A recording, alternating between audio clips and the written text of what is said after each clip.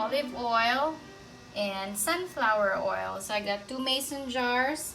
The other one, I'm gonna use this for my mint and this one for my lavender. So let's start it.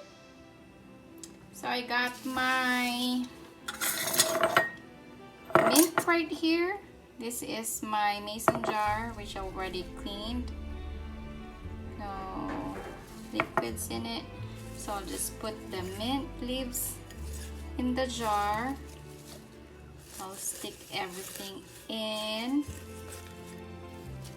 I want to make sure I got everything in. There we go.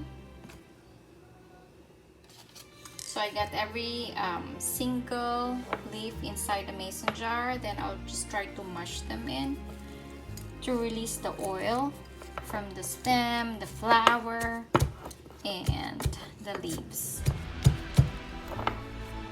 So I got it cut up, and then I want the bottom too to get oil. So I'll try to shake it to get the oil in every single leaf of this mint leaves. There you go. Now we're gonna go make our lavender. Whee! So I labeled each mason jar so I don't get confused which one's mint and which one's lavender, because they would turn, I mean the color would be different in maybe day 3. So I want to make sure I'm gonna get the right oil.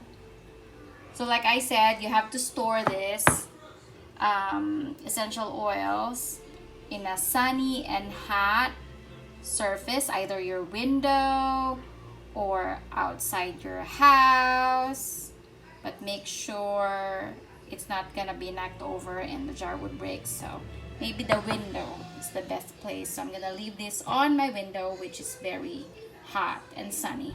So it's gonna stay there for 3 days, and then I'm gonna shake it every day until day 3. Thank you guys.